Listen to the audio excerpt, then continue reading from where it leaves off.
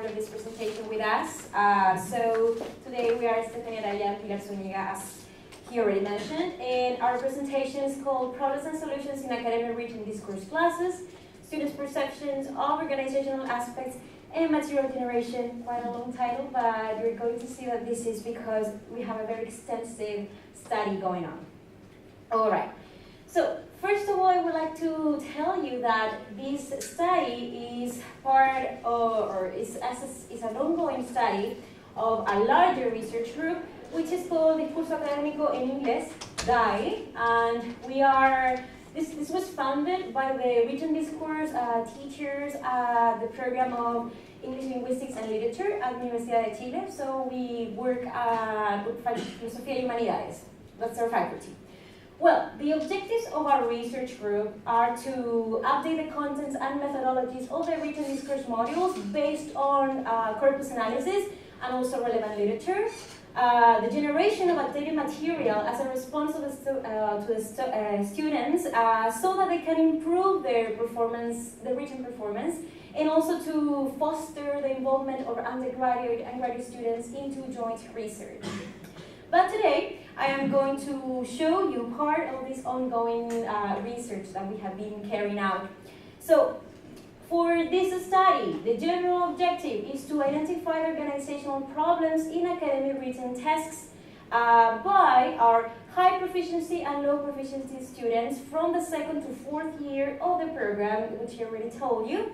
And the specific objectives that stem from this main objective would be to describe the students' perceptions regarding the role of organization in text production and the actual problems that they face when they produce a text. And also, based on these results, to propose an in-class methodology to solve the identified problems and improve their production. Okay, so basically here, what we are looking for is to understand the awareness that the students have in relation to their written production, and also to see which are the ways in which we can help the students translate this awareness into their own production. So first and foremost, I would like to talk a little bit about relevant literature that we consider to be very important for carrying out this research. So when we speak about teaching writing, we cannot ignore the fact that there are several schools that are very important. So I'm talking about the New Rhetoric, Student School, and also English for Academic Purposes, or EAP. At Universidad de Chile, we have an EAP approach to language teaching, writing teaching exactly. But we also use some concepts of the other type of schools. For example, New Rhetorics is very important because this allows us to have a more ethno-linguistic approach so that we can really understand and assess the processes in which the students engage when they are writing a text. And also the Student School because they are presenting us with relevant nomenclature. So as we are studying organization, actually we use cohesion, which refers to the presence or absence of linguistic cues in text that allows the reader to make connections between the ideas in the text. Coherence refers to the understanding that the reader derives from the text. Coherence of the text in the mind of the reader. So cohesion, we understand that it can be at a local level or also at a textual level. Okay, so now that we are talking about teaching writing, we can say that the contrastive rhetorics is an area of second language acquisition, which has contributed a lot to the discussion. Why? Because here we're focusing on cultural aspects. Okay, so according to contrastive rhetorics, it has been said that, for example, the English language has more of a direct and symmetric pattern to paragraph organization, and it has also been proposed that other languages such as Chinese tend to be more asymmetric, and German actually digressions are allowed. So here basically what they are saying is that the conventions are going to vary according to the tradition in which the text is written. So therefore we have language writing in Chinese language, the traditions of Chinese would be reflected in the writing. Okay, so teaching cohesion. So we cannot ignore the fact that culture and language are very close together, also with other things such as rhetorical styles, learning preferences, understandings of knowledge, etc. So the thing is that here we try to study a group that is more or less homogenic. So we are considering something very crucial as a variable neutralizer, which would be the role of instruction, writing instruction in the classroom in order to alleviate these different factors that we have in language learning. So instruction has been considered as a major factor influencing non-native text production. This is because we have things such as globalization and academic migration, which have led to an alleviation of the differences that I told you before, like cultural and the patterns of discourse in each language. So, recent studies advocate for the potential influence of writing instruction upon students' meta-knowledge of writing strategies and practices. For example, discourse segments, thesis statements, and topic sentences. So, EFL learners' mistakes have been said that they derive from the fact that the students have insufficient awareness of what is the role of these meta-discursive markers and how they properly work, besides the intercultural differences and the lack of explicit instruction on these devices. So this is where we touch a very important point. This is when we say that, okay, instruction must have a role in the process of learning and producing a well-written text. So, okay, for our study began last year, 2016, and we took the students from 2nd to 4th year of our program. So you would see that 75 students for the 2nd year, 76 for the 3rd year, and 46 students for the 4th year. The first thing is that they took a placement test. Now, something very important is to say that this is a qualitative study, okay? Which encompasses different type of data recollection, okay? So the first step was to have them take a placement test, in which here we were looking for to see what is the conscience that they have about writing from the previous experiences that they had had to the instruction of writing. So for example, in the 2nd year, we wanted to know what they knew about writing before entering to the program. 3rd year, what they know from 2nd year, 4th year, what they know from 3rd year, etc. So after they took these placement tests, the students were asked to complete a questionnaire. Okay, so this questionnaire was in order to identify areas of potential interest for us as researchers, but also to understand the awareness that the students have on different aspects of English writing, especially academic writing. So the type of questions that we presented there were multiple choice questions in relation to instruction, formatting, punctuation, proofreading, and organization, grading questions on a Likert scale, and also open-ended questions.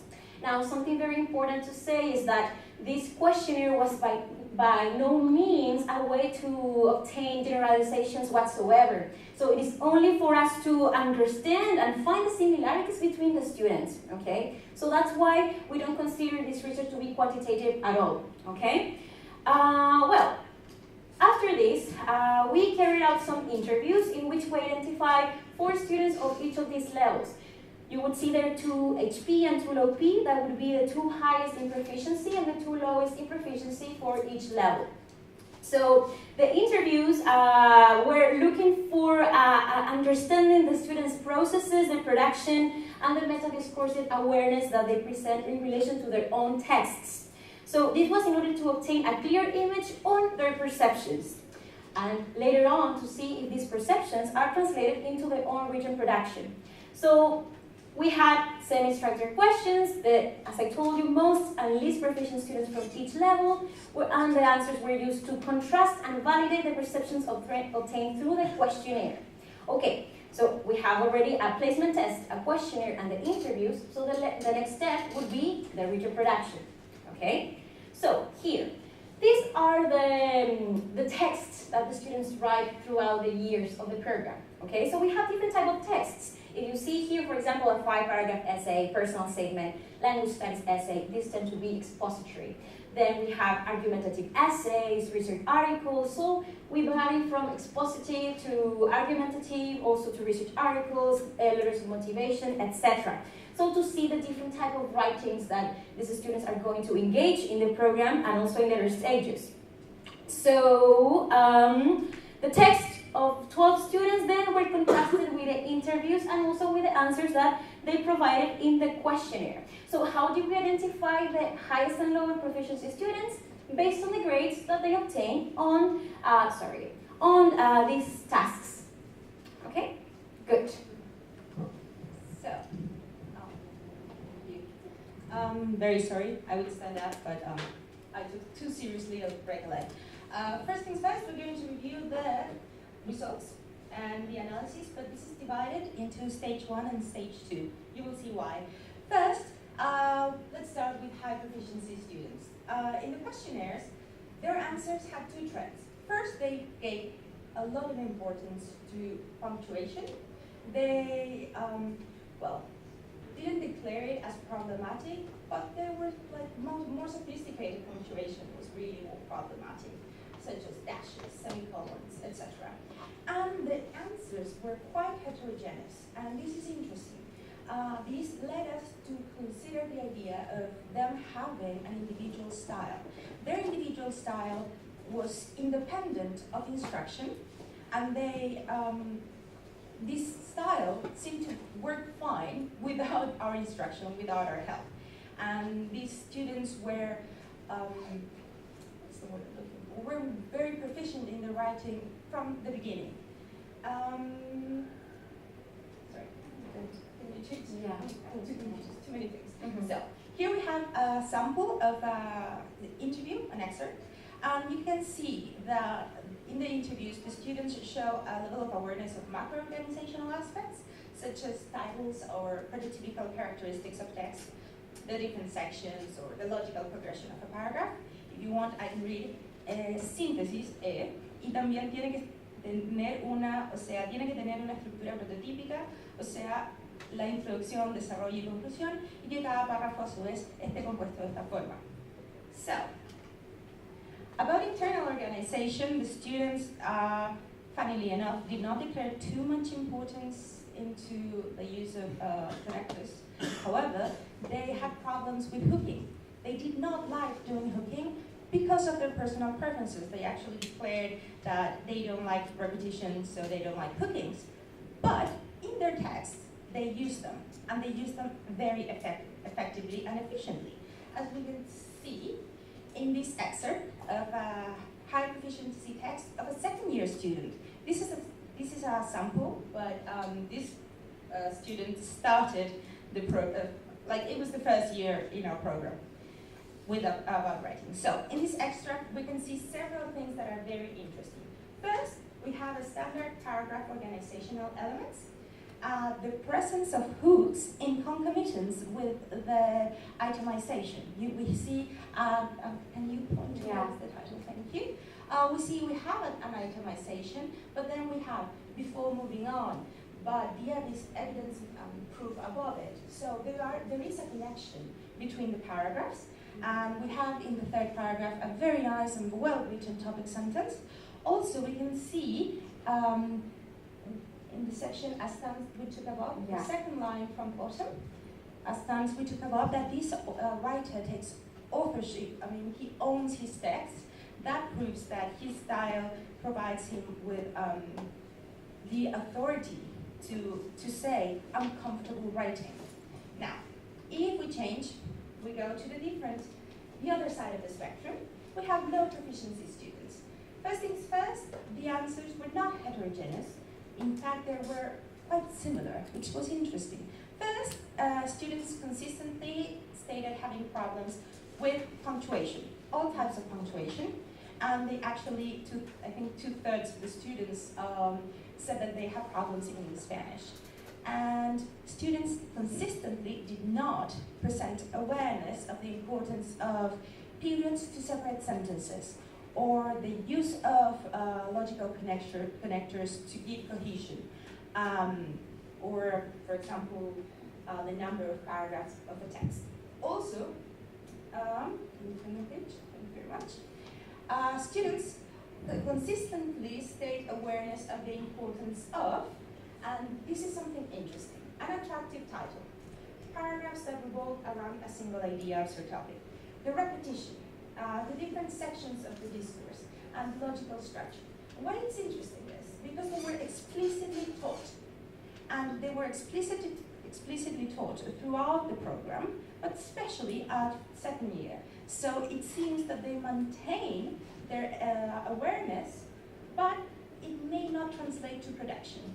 As we can see in the next slide, here we have an excerpt of an interview that it's very interesting, at least for what I just said, because they still use what we see in classes as a way to validate their perceptions, their awareness.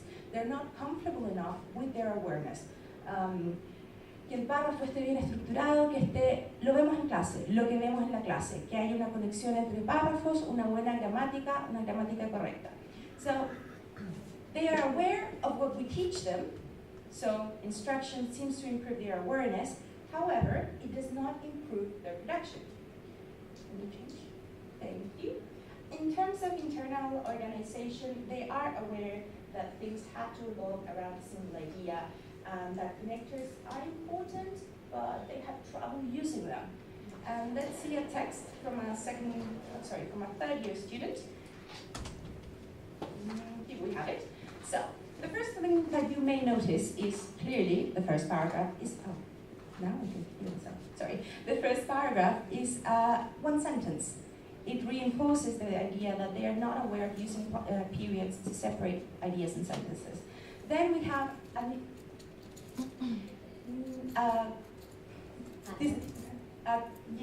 attempt to use a hook, but actually there's no connection between the paragraph. And if you can go to the next paragraph, this is also from the same person.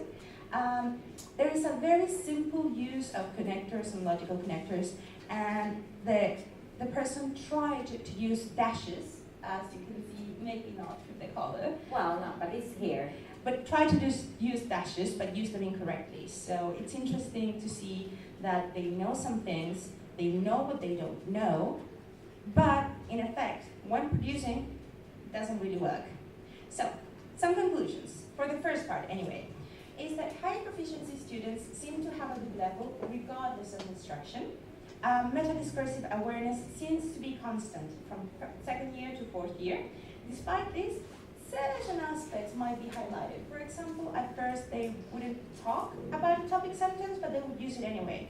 And the heterogeneous answers were more related to the fact that they have their own styles and they were flexible with their styles.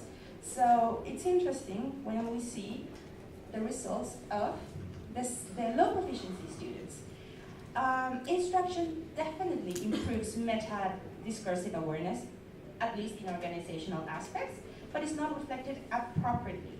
Instruction improves their production partially, but there are other problems, such as lexical grammar issues, or lexical grammar issues, or other problems that affect their proficiency when writing and affect the way organization reflects in the text. Problems, the most common problems we could identify is the insufficient or absence of topic sentence. There is no clear logical progression to start talking about one thing and then to end up talking about a different thing. And inaccurate employment of cohesive devices. So what can we say about instruction as a variable utilizer? I think that I have to hurry a little bit because we're on time. So what can we say about instruction? That it seems to improve the students' awareness of meta-discursive markers. However, this is not translated very efficiently into their own writing. Of course, we have problems related to other learning areas, not simply organization, but this is when we ask ourselves, what are we doing that we're not helping them to transfer this awareness? So something that we should be developing will be material in order to improve this. So, the first question we need to ask ourselves, how to tackle the problem according to our findings. And this would be how stage 2 starts really. Here we have one answer that we asked students, and how can we help you improve? And the first answer, of course, was, connectors, and internalize the use of connectors. Then, the second answer we have is that instead of reading a lot of examples, doing more in class, and doing more like an active process when writing. So, 3 questions arise. How can we help transfer the discursive awareness into production?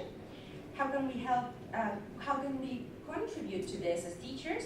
And how to involve students in the process more, because it seems that they feel they're not that well involved. So our proposal, although this is for university students, it can absolutely be applied to schools, is that we propose that an in-class activity where students generate their own manual with their perceptions, ideas, and beliefs, a sort of handbook really, for academic writing, including a checklist to proofread and edit their text. The handouts, however, at first will be an individual creation, and later on discussed as a group. So here we have a quote that sort of validates this idea that professors leave students working alone and giving some guidance. So we can use this, for example, to the handout activity to say, okay, me as a teacher, I will say, today we will review, I want you to consider what is important about connectors. Write it down, let's discuss, then we check. Then, at first, individually. Why do we think at first individually? So they can transfer their ideas and beliefs of written discourse that they clearly have to the text. Then the group discussion, so they can reflect on their own work and someone else's work. And then finally, the professor would check to make these handbooks accurate. So, one strategy to both motivate learners and help them to become more competent in L2, as L2 writers, is promoting learner autonomy and self-assessment. So, this handbook would be self-assessment. This handbook would promote autonomy because they would create it. The professor would be there only to validate and make it more accurate in tiny things. So, the question is, would this be effective? We don't know yet. Students would use their handbook to improve their previous text and generate new text, as well as doing a peer review work. And this type of exercise is already done in second year as an in-class rubric study where the professors give the guidance to the students so they can judge the text. So now they are generating the guidelines so they can judge their own text. And the benefit of student-generated materials is that it contributes to peer teaching and learning, developing materials might take students one step further to better their English, and student-generated material have the potential to encourage students to become more autonomous, and that's what we want as writers. We want them to be expert writers. So, the collaborative effort of creating this handbook could improve the transfer from this meta-discursive awareness to their own learning techniques and to their own production itself. So here we have a quote that I like very much, which is, el trabajo colaborativo en un contexto educativo constituye un modelo de aprendizaje interactivo que invita a los estudiantes a construir juntos, para lo cual demanda conjugar esfuerzos, talentos y competencias mediante una serie de transacciones que les permita lograr las metas establecidas consensuadamente. So this goes back to what we saw in the morning, and that's why we suggest that we do this exercise at the beginning of third year, because the students would be more comfortable with the level of English to have these discussions, they would know each other a little better, and, well, frankly, they could transfer what we explicitly taught them the previous year. Okay, so I think that we are super over time, so, well, this is just other benefits, but then we could discuss them if you're interested, we can let you know. So sorry, we didn't see this coming. Yeah. Thank you. Sorry. Thank you very much for your participation, and thanks for coming. Yeah, in spite of all the other days, yeah. Yes. Well, any question from the public? Yeah, I would like to know. Yes. You have. Okay, regardless the placement test that you gave them, I would like to know if you took into consideration their L1 background. Yes. Well, in the placement test for the second year students, which were our first year students for the written discourse program, the questions actually were about their previous experiences with writing and emphasizing what they knew about writing in English and in Spanish. And actually, because of time constraints, we couldn't go over certain details. But in the questionnaire, we asked them, for example, do you rely on Spanish, or do you feel comfortable writing in Spanish? And it does show that when you are a good writer in Spanish, apparently you will be a good writer in English, because students that were not so comfortable writing in Spanish, they were not so comfortable writing in English. But the placement test, we use them only to guide our gaze towards what was interesting for us, which was organization. So the placement test did not have a part in the analysis itself. All right, thank you very much. No problem. Any other questions? By the way, is it a published study? Is it published? Not yet, but we want to. We want to implement this idea of the handbook next semester to complete the third part of our study, and then we want to publish it. But maybe, because the third part will be long, considering the implementation of the handbook, maybe we will separate it into two papers, first one including stage 1 and 2, and then a stage 3. But definitely it will